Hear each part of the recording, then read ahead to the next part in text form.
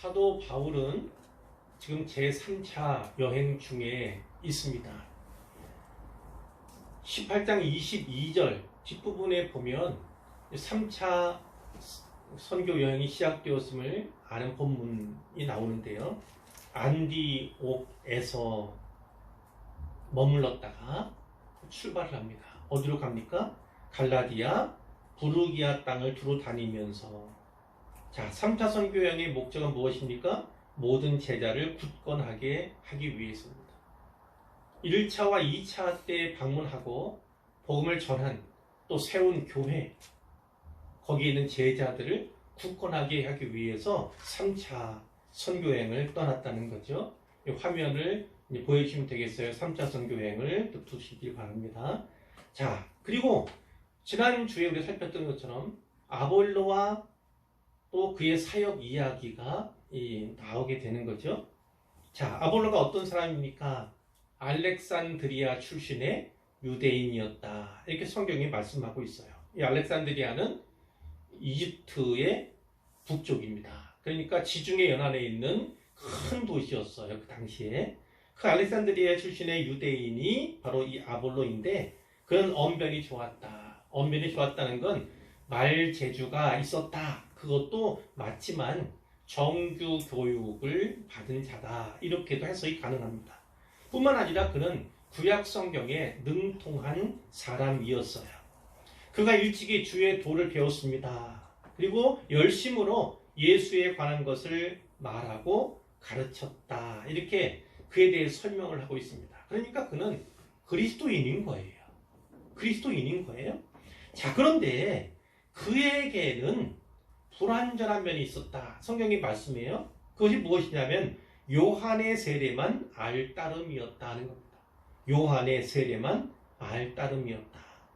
그가 에베소에 와서 에베소 회당에서 회중들을 향해서 이렇게 설교하고 말씀을 전할 시간들이 있었는데 그 에베소에 브리스길라와 아굴라 부부가 남아 있었잖아요. 그 부부가 그 얘기를 들었어요. 들으니까 뭔가 만나서 더 전해줄 말이 있겠다 이런 생각을 갖게 된 거죠. 그래서 이제 그를 초청해서 아마 자기 집을 초청했을 거예요. 하나님의 도를 더 정확하게 풀어주었다. 이것이 이제 지난 본문이었죠. 근데 아볼로가 에베소에만 있는 것이 아니라 아야 지방, 좀 구체적으로는 고린도 지방으로 가고자 했습니다. 가서 복음을 전하고자 했던 거죠. 그랬더니 이 에베소의 형제들이 그를 격려해 주었고 뿐만 아니라 편지를 써 주었어요. 그가 이러이러한 사람인데 가거든 잘 영접해 주시오. 이렇게 편지를 보냈다는 것입니다. 갔더니 영접을 받게 되었겠죠. 그리고 하나님께 주신 큰 은혜가 있어서 그 은혜로 말미암아서 믿은 자들에게, 새로 믿은 자들에게 많은 유익을 끼치게 되었는데 성경을 풀어서 예수가 그리스도다. 이렇게 유대인들에게 전하는 거죠. 많은 도전이 있었지만 유대인들의 말을 이길 수 있었다. 그만큼 탁월한 전도자요, 선교사였다. 이렇게 설교자였다. 이렇게 우리가 볼 수가 있는 거예요. 그 아볼로가 바로 그 아가야 지방, 아마 고린도 지방에 있을 때 그것이 오늘 본문의 시작이에요. 바울이 윗지방으로 다녔습니다. 윗지방 그러면 저기 그림에 보시면요. 윗지방 그 어떤 걸 말합니까? 바다 쪽의 해안이 아니라 위에 내륙 지방이다. 이런 의미예요. 그러니까 소아시아 지방이에요. 소아시아 지방을 가로지르는 내륙의 도로들을 따라 여행하는 가운데 어디에 도착했다고요? 에베소에 당도했다는 것입니다. 그 에베소는 지난 2차 선교여행 때도 일시 방문한 적이 있어요. 그때는 짧게 방문했었어요. 계속 머물기를 원했지만 하나님의 뜻이면 다시 오겠다 이렇게 전하고 갔었는데 이번에는요 오랫동안 어느 도시보다 오랫동안 에베소에 머물면서 가르치고 사역을 하게 됩니다. 그 에베소는요 이 소아시아 지방의 수도예요. 수도. 그리고 상업 무역 중심지입니다. 육상과 해상 교통이 아주 발달한 곳이고요. 근데 거기에는 헬라 사람들이 추앙하는 여신이, 숭배하는 여신 아데미 신전이 있었어요. 아주 큰 신전이었다고 하고요. 그리고 바로 이곳이 아데미 숭배의 본거지여서 축제가 되면 인근 각처에서 많은 이들이 몰려왔다고 해요. 그러면 이 아데미 숭배하는 그것으로 말미암아서 이 에베소가 큰 경제적인 유익을 얻었다, 이렇게 알려져 있습니다. 자, 이 에베소에 바울이 도착했는데 거기에서 누구를 만납니까? 어떤 제자들. 누가는요, 누가복음 사도행전을 썼잖아요. 근데 누가는 다른 이 복음서 기술자들이나 그런 사람과는 좀 독특하게 좀 더 폭넓은 의미에서 제자라는 단어를 씁니다. 그리스도인들에게 제자라고 하는 그 용어를 쓰는 사람이 바로 이 누가예요. 그런데 이게 어떤 제자들, 아무런 설명이 없고 그냥 어떤 제자들, 이렇게 말하는 것으로 보아서 이거 누굴까? 우리는 그들이 그리스도인인 것만은 분명하다라는 것을 먼저 알게 되는 거예요. 일련의 대화를 통해서 그들이 어떤 이들인가를 좀 더 자세히 알게 되겠죠. 자, 바울이 묻습니다. 너희가 믿을 때에 성령을 받았느냐? 이렇게 물었어요. 그랬더니 그들이 뭐라고 대답합니까? 아닙니다. 우리는 성령이 계심도 듣지 못하였습니다. 성령의 성자도 모릅니다. 이렇게 얘기를 한 거예요. 바울이 묻습니다. 그러면 너희가 무슨 세례를 받았느냐? 이렇게 물었을 때 그들의 답은 요한의 세례를 받았습니다. 이렇게 들려왔다는 거예요. 자, 전에 아볼로도 어떻다고요? 요한의 세례만 알 따름이니라. 그러니까 요한의 세례를 받았고 요한의 세례만 알았던 사람들이 아볼로였고, 여기에 나오는 12명쯤 뒤에 나오는데 그들의 모습이 이러했다는 것입니다. 자, 이 요한, 세례 요한을 말하는 거죠. 이 세례 요한이 요단강에서 세례를 베풀었지 않습니까? 회개하라고요. 회개를 선포했지 않습니까? 그러다가 죽임을 당했어요. 그렇죠? 우리 땅에는 순교당한 거지, 순교. 그런데 오래전에 그렇게 순교당한 세례 요한인데 이 고대에 도처에서 그의 영향력이 발견되고 있음을 우리가 또 보게 되는 거예요. 예를 든다면 알렉산드리아, 그 먼 곳의 알렉산드리아의 아볼로도 그렇고, 그리고 에베소의 이 12명쯤 되는 제자들도 그의 영향력 하에 있음을 우리가 보게 되는 거죠. 어쩌면 아볼로가 물론 브리스길라와 아굴라 부부에게서 더 정확하게 주의 도를 배우기 그 전에 아볼로가 에베소에서 설교했지 않습니까? 복음을 전했잖아요. 아마 그때 믿게 된 자들이 아닐까, 이렇게도 또 생각해 볼 수 있어요. 그렇다면 아볼로의 제자다, 이렇게도 또 볼 수가 있는 것이죠. 지난 시간에도 나눈 바가 있지만요, 물론 일부 나누었습니다만 요한의 세례는 회개의 세례입니다. 회개의 세례. 이 회개는 세례 요한의 가르침의 요점이다, 이렇게도 말씀을 드릴 수가 있는 거죠. 결국 인간의 죄성을요 드러내는 거예요. 깨닫게 하는 거예요. 강조하는 거예요. 그래서 복음의 필요성을 깨닫도록 하는 것이 바로 요한이 한 일입니다. 세례 요한이 한 사역이죠. 얼핏 보면 이 기능은 율법의 기능과 같아요. 율법을 가리켜서 몽학선생이다, 또 초등교사다, 이렇게 성경이 말씀하고 있잖아요. 그와 같은 기능이 일부 있다 볼 수가 있는데요. 그 세례 요한 당시에 율법이 없진 않았지만 율법이 거의 잊혀지다시피 준행하지 않으니까요, 자의적으로 해석하고 자의적으로 판단해서 권고하던 것이 율법이었으니까 율법이 제대로 지켜지지 않았던 시대다, 이렇게도 볼 수가 있는 것인데요. 그때 바로 그 율법의 기능을 수행했던 인물이 바로 세례 요한이다라는 것입니다. 우리가 잘 아는 말씀이 마태복음 3장 11절에 나와 있습니다. 요약해서 말하면 나는 너희를 회개하게 하기 위해서 물로 세례를 베풀거니와 내 뒤에 오시는 분은 나보다 능력이 더 많으신 분이다. 나는 그의 신을 들기도 신들매를 들기도 감당하지 못하겠다. 이렇게 얘기하는 거죠. 그분이 오시면 성령과 불로 세례를 베푸실 것이다. 이렇게 말씀을 합니다. 요한복음 3장 32절에 보면 그는 예수님이죠. 흥하여야 하겠고 나는 세례 요한 나는 쇠하여야 하리라 했던 바로 그 역할, 예수님을 길을 준비시켰던 사람들로 하여금 예수님에게 마음을 열게 하도록 했던 자가 바로 세례 요한이었다는 거죠. 자, 그런 역할을 세례 요한이 감당했었는데 이 고대 세계에서도 많은 영향력이 남아 있는 것을, 그러나 그의 사역이 빛을 발했다 할지라도 그것은 오직 예수님을 향해서 영광 돌리고 그분의 길을 예비하고자 했던 그런 신심에서 비롯된 일이었음을 우리가 알 수가 있는 거죠. 어쨌건 그들은 일부 불완전한 면이 있었음을 우리가 알게 되는 거예요. 바울이 4절에서 말합니다. 요한이 회개의 세례를 베풀며 백성에게 말하되 내 뒤에 오시는 이를 믿으라. 예수 그리스도를 믿으라. 이렇게 하지 않았느냐.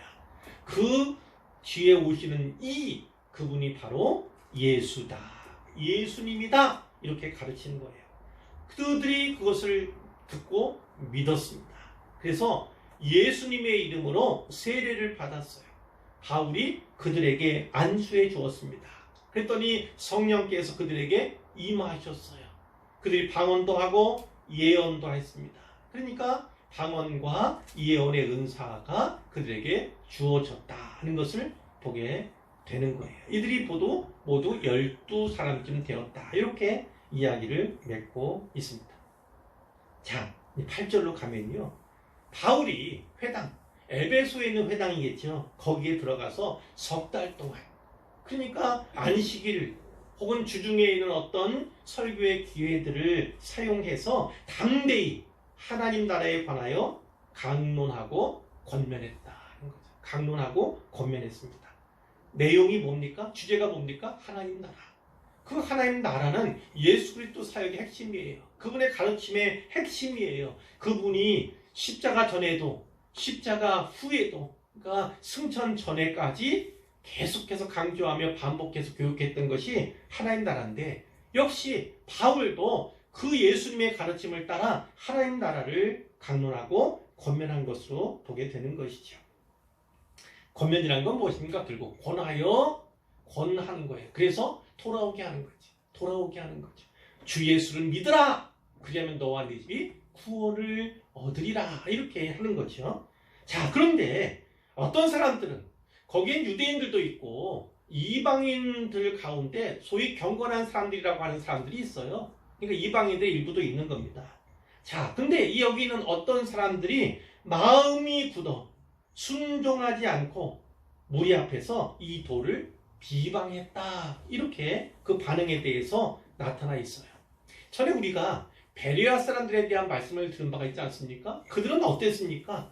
성품이 너그러웠어요. 너그러웠다는 건 결국 설교자 그리고 설교에 대한 반응까지를 포함하는 것입니다. 너그럽게 수용했다는 거예요. 용납했다는 거예요. 뿐만 아니라 간절한 마음으로 그 가르침을 들었어요.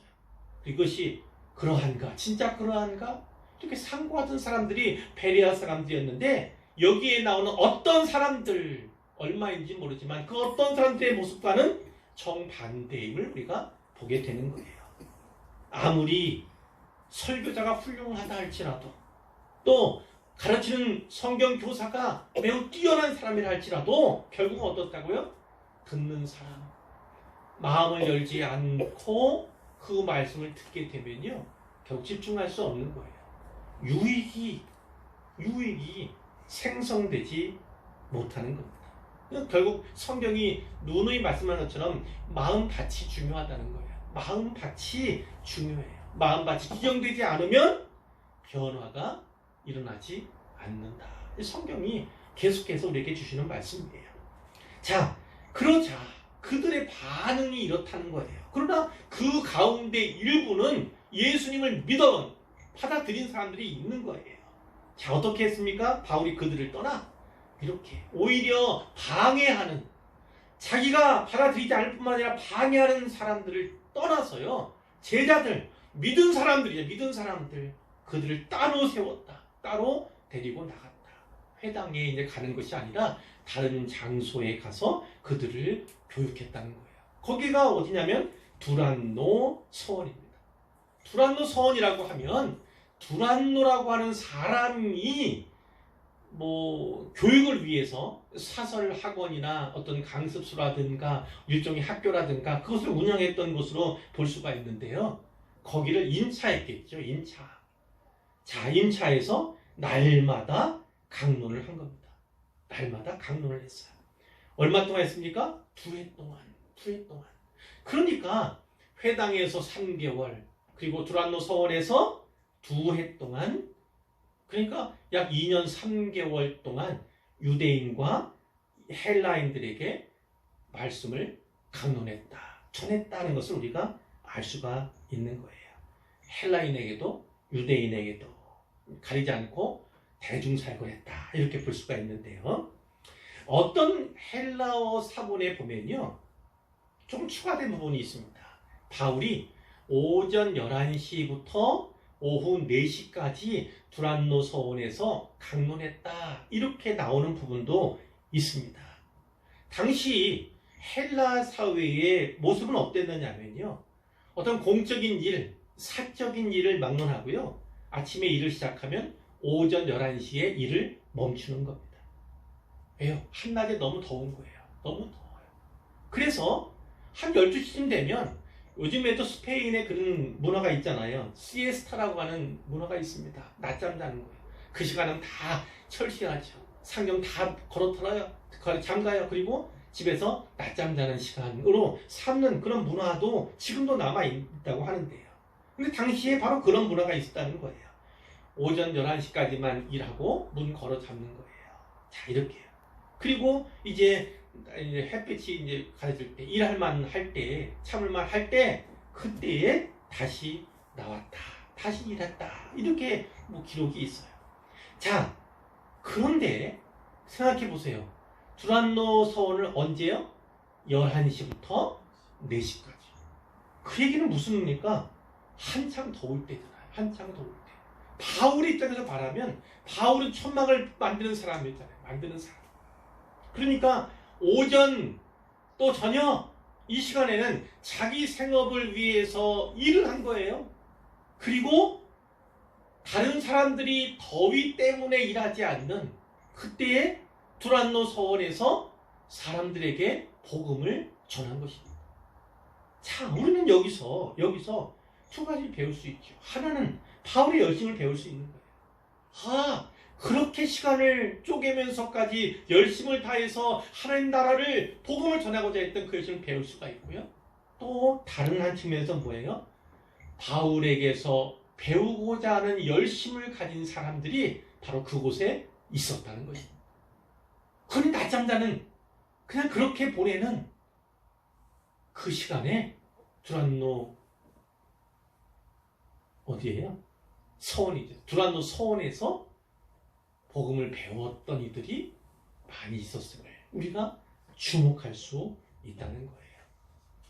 자, 11절에 보면요, 하나님이 역사를 행하시는데 바울의 손으로 놀라운 능력을 행하게 하셨다. 이 놀라운 일이라는 건 기적 아니겠습니까? 기적이죠. 기적을 행하게 하셨다는 거예요. 그런데 기적을 행한 주체가 누굽니까? 바울의 손을 빌어서지만 그 주체는 하나님, 성령께서 하시는 일임을 우리가 분명히 알아야 돼요. 그러니까 누군가 기적과 같은 일을, 그런 사역을 한다 할지라도 그것은 누가 한 겁니까? 하나님께서 그를 통해서, 그를 도구로 세우시고 삼으셔서 행한 일이다라는 것을 우리가 분명히 인식하고 인정할 필요가 있는 거예요. 하나님께서 그분의 나라를 위해서, 예수님의 복음의 확장을 위해서 그렇게 하신다라는 것이죠. 그것을 경험하는 사람들 어떻습니까? 마음을 열죠. 내가 배우는 복음이, 내가 듣는 복음이 진짜 능력이 있구나. 하나님의 권능이 이들과 함께 하는구나 라는 것을 체험적으로 알 수 있으니까 복음이 진짜 복된 소식으로, 기쁜 소식으로 그들에게 전해지고 그 사회를 변화시켜 나가게 된 거예요. 이 기적의 일이 심지어는 어떻게까지 나옵니까? 사람들이 바울의 몸에서 손수건이나 앞치마를 가져다가, 이게 뭡니까? 바울은 그 천막 만드는 일을 했잖아요. 그럴 때 이제 그러니까 앞치마 또 혹은 뭐 땀을 닦는 손수건 뭐 이것도 필요할 수 있는데, 바울의 몸에 닿았던 그 손수건이나 그 앞치마를 가져다가 병든 사람에게 얹기만 해도 어떤 일이 벌어졌습니까? 병이 떠나고 귀신 들린 자는 악귀가 달아나는 그런 놀라운 역사가 나타나는 것입니다. 그러면 어떻게 돼요? 뒤집어지는 거예요. 소위 말해서 뒤집어지는 역사가 있게 되는 것이죠. 자, 13절입니다. 이에 돌아다니며 마술하는 어떤 유대인입니다. 유대인은 유대인이에요. 그런데 이들이 하는 일이 뭡니까? 돌아다니면서 유랑하면서 마술하는, 마술이 뭐죠? 포괄적이에요. 우리가 생각하는 마술, 이것도 생각할 수 있지만 그보다는 이 원어는요 어떤 의미냐면 엑소시스트입니다. 엑소시스트. 그러니까 귀신을 쫓아내는 그런 일들을 하는 사람들이에요. 그런 사람 유대인들이 시험해봤다는 거예요. 시험 삼아. 아니 자기들이 누군가의 어떤 귀신을 의지해서 다른 귀신을 쫓아낸다든지 뭔가 했을 텐데 바울이 하는 걸 너무 놀랍게 봤고 이 에베소의 소문이 너무 무성하니까 그들도 시험 삼아서 해봤다는 거예요. 악귀 들린 자 치유해준다 하면서 뭘 했습니까? 주 예수의 이름을 이렇게 불렀다는 겁니다. 뭐라고 했습니까? 내가 바울이 전파하는 예수를 의지하여 너에게 명한다. 귀신아 물러가라. 이렇게 했겠죠, 말하자면. 자, 그 중에는요 유대 한 제사장 얘기가 나와요. 한 제사장은 사실 원문에는요 대제사장이에요. 대제사장. 자, 그 대제사장인 누구요? 스게와의 7 아들. 스게와가 근데 이 대제사장은 당연히 유대인이어야 되는데 스게와라고 하는 이름은요 유대식 이름이 아닙니다. 로마식, 라틴식 이름인 거예요. 그러니까 이게 좀 모순이 있다는 거예요. 모순이. 그러니까 이 스게와의 7 아들이라는 건 호연한 어떤 친척이 진짜 대제사장일 수는 있긴 하지만 오히려 팔아먹은 거죠. 난 대제사장의 우리는 아들들이야. 이렇게 날조했다. 거짓으로 뭐 자기들의 지명도를 높이기 위해서 뭐 자기들의 어떤 힘을 또 능력을 과시하기 위해서 그렇게 영업을 위해서 한 거다. 이렇게 짐작할 수 있는 거예요. 어쨌든 이 스게와의 7 아들도 바로 그 일을 해놨다는 거예요. 그 일을 시험 삼아서 예수의 이름으로 또 이 귀신을 쫓아내 보려고 이렇게 했다는 거예요. 근데 어떻게 됐습니까? 악귀 들린 사람. 악귀 들려서 이제 이들이 귀신을 쫓아내려고 했던 거잖아요. 근데 그 악귀 들린 사람이 그들에게 뛰어올랐습니다. 뛰어올랐어요. 7명이나 되는데 그들을 눌러 이겼습니다. 귀신 들린 자가 얼마나 힘이 셉니까? 그들이 어떻게 해요? 상하여 벗은 몸으로 흠씬 두들겨 맞고요. 옷도 다 갈기갈기 찢긴 상태로 7명이 도망친다고 생각해봐요. 자기 집으로 도망가게 되었다는 것입니다. 예수님의 이름은요 주문이 아니에요. 주문이 아니에요. 우리가 하는 기도도 역시 주문일 수 없습니다. 당연히 예수의 이름은 예수의 이름을 믿는 자들에게 역사하는 것이고 바로 그 은혜를 역사를 신뢰하는 자들에게서 그것이 드러나는 것이지 아무에게서나 드러나는 것이 아니에요. 마치 그것을 주문과 같이 여기고 사용하는 자들에게 그 능력이 나타날 수가 없는 것이죠. 귀신이 예수도 알고 바울도 아는데 너희는 누구냐? 자, 17절입니다.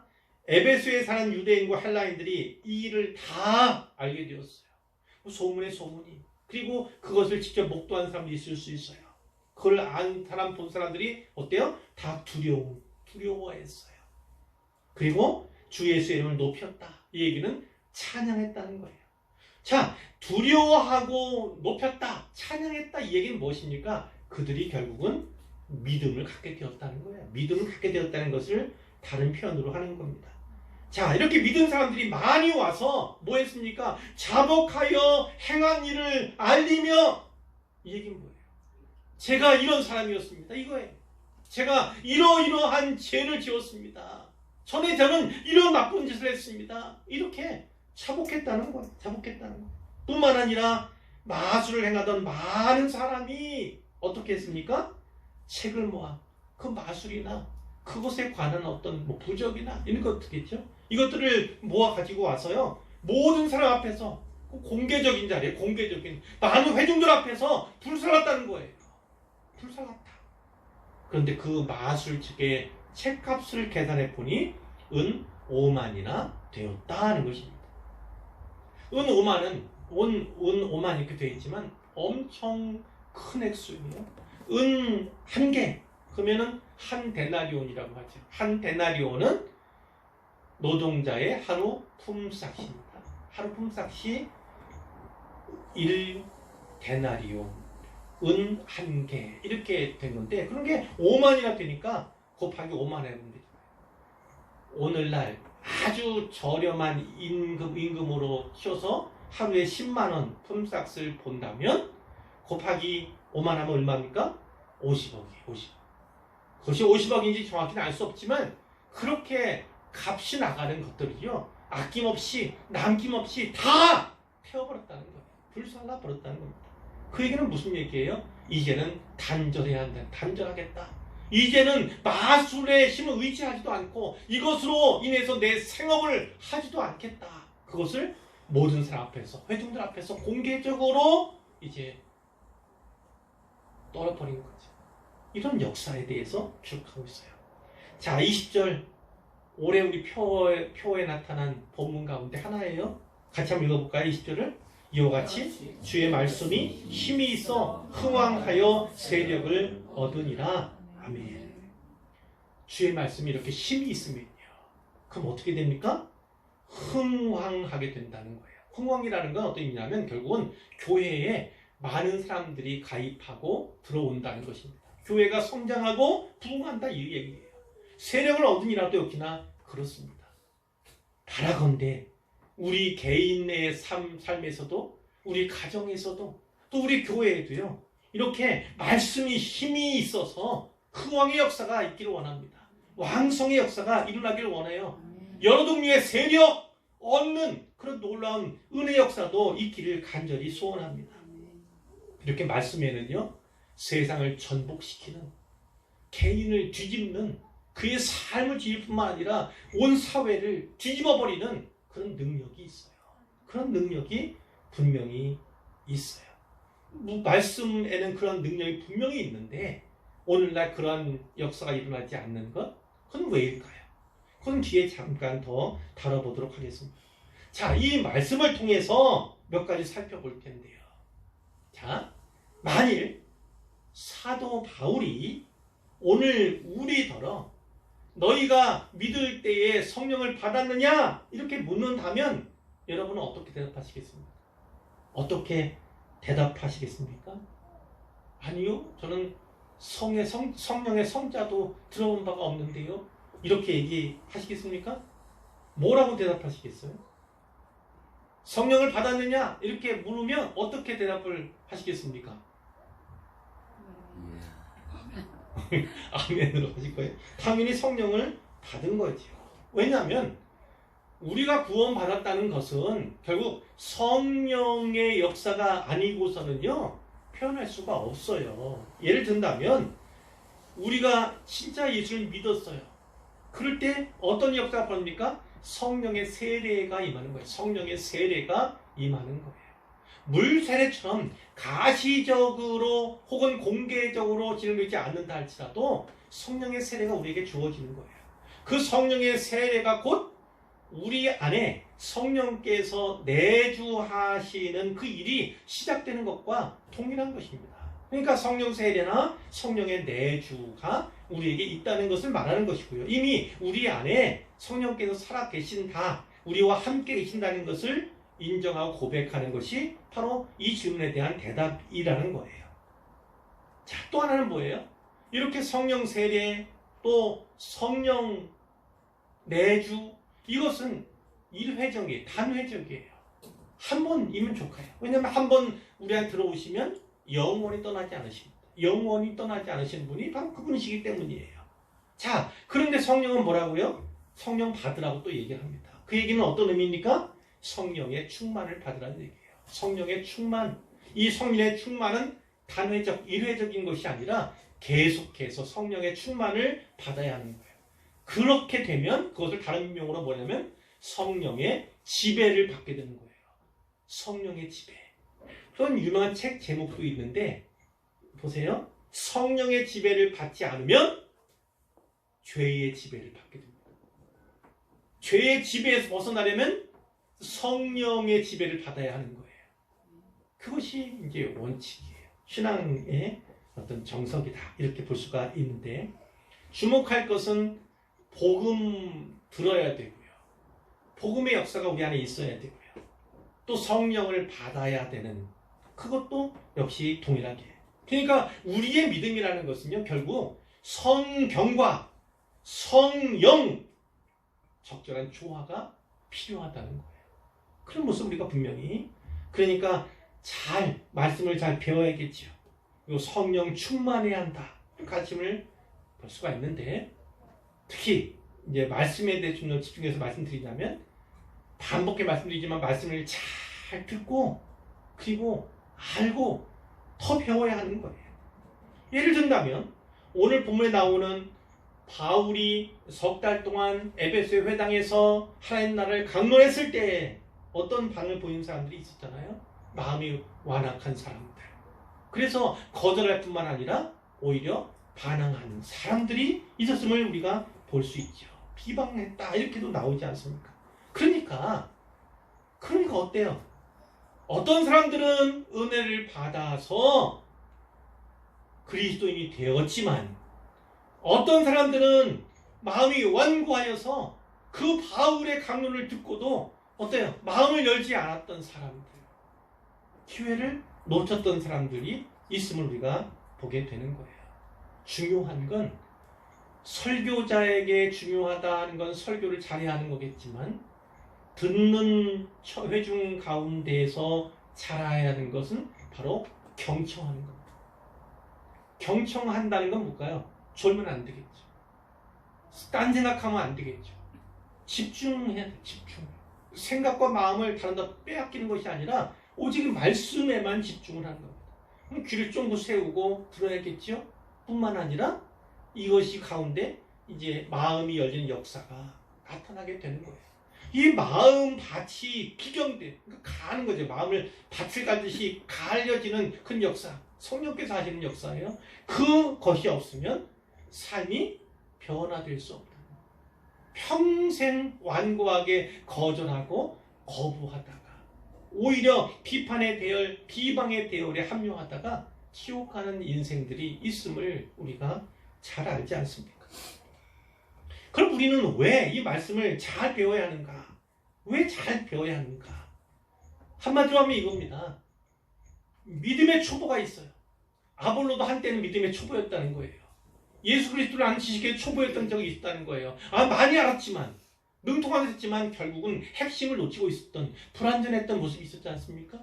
오늘 본문에 나오는 그 에베소의 유대인들 12명쯤 되는 그 사람들 역시 불완전한, 그리스도인은 그리스도인이지만 불완전한 믿음의 초보, 예수 그리스도를 아는 지식에서의 초보, 그런 모습을 갖춘 사람들이 있다는 거예요. 바로 그와 같이 초보적인 믿음과 초보적인 지식을 가진 사람들에게 뭐예요? 가르쳐줘야 하기 때문에 우리는 잘 배워야 된다는 거예요. 잘 배워야 한다. 하나님께 우리에게 그 지식을 주신 것은 바로 그들을 돕기 위해서다라는 것이 바로 성경의 가르침이고요. 그럼 어떻게까지 배워야 하는가, 힘써야 하는가? 말씀드렸지만 두란노 서원에서의 그 열심을 우리가 기억해야 합니다. 오전 11시부터 오후 4시까지 남들은 잠자고 남들은 일 안 하고 하는 그 시간에 오히려 두란노 서원에 모여서 열심으로 가르치고 열심으로 배웠던 그 열심을 오늘날도 우리가 유념할 필요가 있다. 꼭 배울 필요가 있다는 것입니다. 바울이 강론하고 또 권면하고 이 사역을 2년 3개월여 했을 때에 하나님의 역사가 나타나잖아요. 성령의 역사가 나타났어요. 자, 그럼 오늘날은 왜 그 놀라운 일, 그 기적과 같은 일들이 이렇게 적을까? 물론 오늘날도 그것이 폐지되거나 전혀 안 일어나지 않습니다. 특별히 하나님에 대한 대적, 복음에 대한 대적이 심각한 박해와 핍박이 일어나는 곳에서는요, 기적이 나타납니다. 지금도 아프리카의 어느 지역에서는요, 놀라운 기적들이 보고가 되고 있어요. 선교사들에 의해서 보고가 되고 있습니다. 저는 지난 주에 여러분들에게 보여드릴까 말까 하다가 기회가 되면 이렇게 넘어간 것이 있는데, 그 인도, 우리가 후원하는 인도 선교사님한테서 어떤 영상을 받았어요. 그 선교사님도 거기 현지에서 사역하는 그 현지인 사역자 목사님한테서 받은 영상입니다. 어떤 것이냐면 어린아이예요. 또 젊은이도 있어요. 죽은 시신이에요. 왜 죽었겠어요? 죽여서 죽은 거죠. 그런데 죽은 그 시신을 폭행하고요. 훼손하고요. 참 말로 하기 어려운 그런 것을 영상으로 찍어서 보냈어요. 지금 인도에서 그 일이 나고 있습니다. 소수 종족이 기독교를 믿는 부족인데 그들을 향한 힌두교인들의 박해가 너무 심각한, 죽일 뿐만 아니라 시체를 훼손하는, 시체를 폭행하는, 폭력을 가하는 그런 일들이요. 남녀노소를 가리지 않고 그렇게 행하는 일, 원하시면 이따 보여드릴 수는 있어요. 그와 같은 일이 지금도 하나님이 일하지 않으시는 건 아닙니다. 하나님의 일은 하나님의 뜻이 하나님의 시간에 하나님의 방법으로 분명하게 나타나는 거예요. 이 시대도 나타나는 것입니다. 근데 우리의 삶 속에서 진짜 손을 얹어서 질병이 다 떠나면 얼마나 좋겠어요. 저도 그랬으면 좋겠어요. 근데 일견 우리에게 우리는 아니지만 우리만이라고 하는 한국교회 그리고 현대교회에 왜 이런 일들이 나타나지 않는가? 또 지우면 이렇게도 생각할 수 있어요. 저기 우리 교회 표어는 아니지만 그 현수막 붙여놓은 게 있잖아요. 어떤 겁니까? 한번 읽어볼까요? 하나님으로부터 위대한 일을 기대하고 하나님을 위해 위대한 일을 시도하라. 누가 했다고 그랬습니까? 윌리엄 캐리. 현대 선교의 아버지라고 불리는 윌리엄 캐리. 인도에서 많은 이들을 구원했던 그 복음 전했던 그 사역자 윌리엄 캐리가 했던 말을 이게요. 하나님으로부터 위대한 일을 기대하라. 그리고 하나님을 위해 위대한 일을 시도하라. 물론 윌리엄 캐리에게는 좀 위대한 일이라는 게 바로 선교입니다. 선교. 하나님께서 자기를 그 선교의 일에 복무하도록 하셨으니 하나님께서 나를 통해 행하실 그 큰 일을, 위대한 일을 기대해야 된다. 하나님을 위해서 위대한 일을 내가 시도해 봐야겠다. 이런 결심이 저기에 담겨 있는 거라고요. 오늘날 이렇게 놀라운 일이 일어나지 않는 건 어쩌면 우리 책임일 수 있겠다는 것입니다. 뭐 때문에? 우리가 하나님의 그 위대한 일을 기대하지도 않고 우리가 하나님의 영광을 위해서 그 위대한 일을 시도하지 않기 때문에 하나님께서 우리가 가시적으로 경험할 수 있는 그런 놀라운 일들이 마치 줄어든 것처럼 이즘에는 경험할 수 없는 것처럼 이렇게 행한 것이 아닌가. 우리도 바울과 같이 진짜 위대한 일을 꿈꾸고요. 위대한 일, 하나님의 영광을 위한 그 일을 위해서 복무하고 매진하고 성실하게 충성하게 일한다면 하나님께서 하실 줄 믿습니다. 저는 그렇게 믿어요. 그렇게 우리 교회도 우리가 크다, 놀랍다 라고 하는 하나님의 위대한 일들이, 큰 일들이 있기를 간절히 소망합니다. 자, 마지막으로 한 가지 더 말씀드리자면 결국 복음의 목표는 무엇입니까? 변혁입니다. 변혁. 영어는 트랜스포메이션 이렇게 얘기하는데 그건 변혁이에요. 삶이 정말 그거예요. 삶이 뒤집어지는 거예요. 뒤집어지는 거. 바울이 그랬잖아요. 예수 믿는 사람들을 박해하던 그가 뒤집어졌잖아요. 180도에 180도 바뀌어졌잖아요. 예수 믿는 자라고 여기지 않던 행실로 봐서는 삶의 모습을 봐서는 예수 믿는가? 그런 사람인가? 여기지 않던 사람이 언젠가 뒤집어진 역사가 있어. 그 한 사람이 뒤집어지면 어떻게 합니까? 우리 나라에서도 부흥의 역사가 있었던 것처럼 그 역사가 나타납니다. 바로 여기 나타납니다. 에베소에 아데미 숭배로 유명했던 그 본거지라고 할 수도 있던 우상 숭배의 도시, 그 도시인 에베소가 이때 뒤집어진 거예요. 바로 그와 같은 것이 복음이 원하는 것입니다. 하나님께서 복음을 주시면서 우리로 하여금 일하도록 원하는, 꿈꾸도록 원하는 것이 바로 그것이라는 거예요. 변혁입니다. 한 개인이 뒤집어져요. 삶이 바뀝니다. 뿐만 아니라 그를 통해서 그 가정, 나아가 그 사회가 뒤집어지는 역사. 오늘날 그 일이 왜 이렇게 없습니까?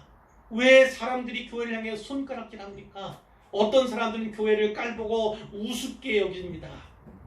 왜 그렇습니까? 바로 우리가 꿈꾸지 않았기 때문에. 우리가 하나님의 그 위대한 일을 위해서 기대도 안 하고 또 시도도 하지 않기 때문에 그런 것은 아닌가? 말씀을 전하는 가운데, 준비하는 가운데 제가 계속해서 들었던 생각이에요. 부디 성령 충만을 구하시길 바라요.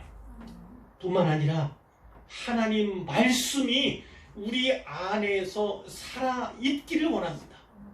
그렇게 힘있게 말씀이 역사하면요, 개인의 삶이 뒤집어지고, 우리 가정이 뒤집어지고, 우리 교회가 뒤집어지고, 우리 사회가, 우리 나라가 뒤집어질 줄로 믿습니다. 그런 역사가 있길 원하고 흥왕해서 하나님께서 여러 모양으로 많은 세력을 붙여주시는 그런 은혜가 따르기를 간절히 소원합니다.